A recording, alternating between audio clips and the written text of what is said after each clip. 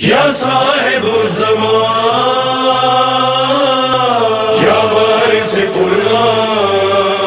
عزیزان گرامی، بنیاد امت بنام مصطفیٰ، اصلاح امت بنام حسین۔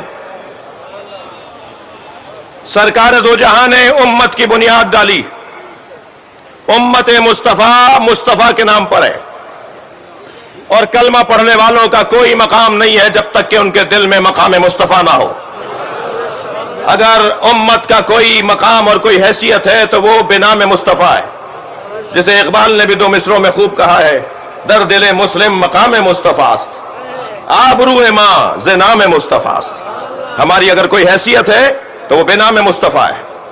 یہ خاکوں کا مسئلہ یا عالمی سطح پر توہین کا مسئلہ، یہ مختلف ممالک میں، غیر مسلم ممالک میں نبی کی توہین کی بات، یہ در حقیقت امت مصطفیٰ کو دل آزردہ کرنے کا ایک گھناؤنا اور ایک ناپاک عمل ہے۔ اس کے لیے ریاستوں کا کام بنتا ہے، حکومتوں کا کام بنتا ہے، جیسے کہ کچھ کوششیں ہوئی ہیں، اور اقوام متحدہ کی تقریر میں جو گفتگو کی گئی، جو وزیر اعظم نے خطاب کیا، اس میں اس مسئلے کو اٹھایا۔ میں کہتا ہوں کہ صرف اس حد تک ہی اکتفا کرنے نہ کیا جائے، بلکہ بات کو اور بہتر انداز سے، سفارتی انداز سے آگے بڑھانے کی ضرورت ہے۔ امت کا عنوان سرکار کے نام پر ہے، مگر امت مصطفیٰ کو اگر کسی نے ہدایت عطا کی ہے، اصلاح کی ہے، تو وہ حسین ہے۔ یہ نبی نے یوں ہی نہیں فرما دیا کہ حسین منی وانا من حسین، حسین مجھ سے ہے اور میں حسین سے ہوں۔ اس لیے کہ نبی کے نواسے ہونے کے ناطے تو حسین نبی سے ہیں، مگر کلمہ بنام حسین ہے، کلمہ بتوسط حسین ہے۔ نبی کا کلمہ پڑھا جائے گا اس لیے کہ حسین نے کلمے کو محفوظ کر دیا ہے۔ کلمے کو اب کسی طرح کا کوئی نقصان ہونے والا نہیں ہے، دین اسلام کو اب کسی طرح کا نقصان ہونے والا نہیں ہے، اس لیے کہ حسین نے اسے محفوظ کر دیا ہے۔ عزیزان گرامی، یہ جو خواجہ اجمیر رحمت اللہ علیہ نے حقہ کے بنا لا الہ است حسین کہہ کر مصرع مکمل کیا، یہ ضرورت شعری نہیں تھی جو آدھا کلمہ انہوں نے پڑھ دیا۔ کلمہ تو ہمارا ہے لا الہ الا اللہ، وہ اگر کہتے تو یہ کہتے نا کہ حقہ کے بنا لا الہ الا اللہ است حسین، تو پھر بحر سے نکل جاتا، وزن سے خارج ہو جاتا۔ تو کیا انہوں نے وزن کو محفوظ رکھنے کے لیے آدھا کلمہ پڑھا ہے؟ نہیں، انہوں نے وزن کو محفوظ رکھنے کے لیے آدھا کلمہ نہیں پڑھا، بلکہ انہوں نے بتایا ہے کہ کلمے کے دو حصے ہیں، ایک حصہ لا الہ ہے، ایک حصہ الا اللہ ہے۔ جس زمانے میں حسین نے قیام کیا اس زمانے میں الا اللہ تھا، لا الہ نہیں تھا۔ اس زمانے میں نماز پڑھی جا رہی تھی، روزہ رکھا جا رہا تھا، عبادتیں بھرپور ہو رہی تھیں، مگر اللہ کے علاوہ طاقتوں کا انکار نہیں تھا۔ اور نبی مکرم نے جو کلمہ مسلمانوں کو دیا ہے وہ پہلے انکار ہے پھر اقرار ہے۔ لہٰذا امام حسین نے جو نانا نے کلمہ دیا تھا اس کی اصلاح کے لیے جو قدم اٹھایا اور اپنی جان کا نذرانہ پیش کیا، اس کی بنیاد پر یہ کہا جائے گا کہ امام حسین لا الہ کی جو طاقت، جو تاثیر، جو حوالہ، جو انداز مٹ رہا تھا اسے بحال کیا ہے۔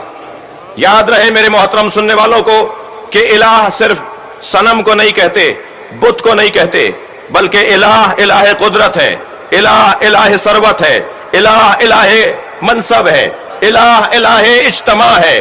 لوگوں کا اجتماع، لوگوں کو اجتماع، اس اجتماع کو جمع کرنے والے کو متکبر بنا دیتا ہے۔ کرسی انسان کو متکبر بنا دیتی ہے، پیسہ انسان کو متکبر کر دیتا ہے، منصب انسان کو فرعون بنا دیتا ہے۔ لہٰذا انہی بنیادوں پر فرعون، نمرود، حامان، شداد نے کہا کہ انا ربکم الاعلی، میں خود تمہارا رب ہوں۔ یہ کیسے کہہ دیا اس نے، جبکہ اپنی ناک پہ بیٹھی مکھی نہیں جھل سکتا تھا؟ اتنا کمزور انسان کیسے کہہ رہا ہے کہ میں اللہ ہوں؟ وجہ یہی ہے کہ پیسہ بہت تھا، وجہ یہی ہے کہ کرسی بڑی مضبوط تھی، وجہ یہی ہے کہ اس کے پاس لوگ بہت زیادہ تھے۔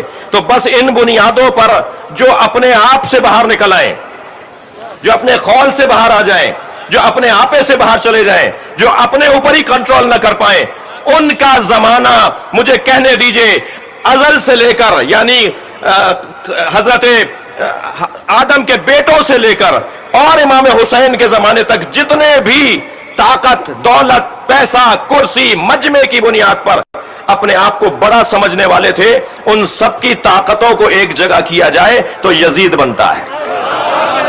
اس زمانے میں قیام کیا کہ جب سارے الہوں کا ایک دفعہ انکار ہوگا، فرمایا حقا کے بنا لا الہ است حسین۔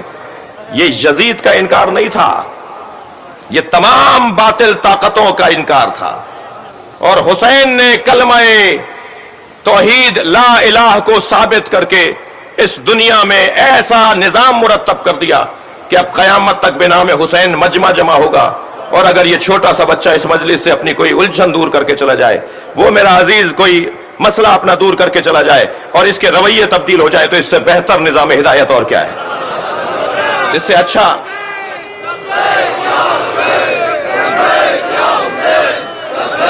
مل کر جواب دے دیجئے۔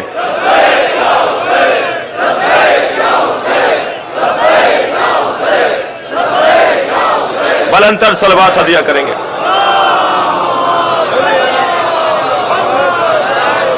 عزیزان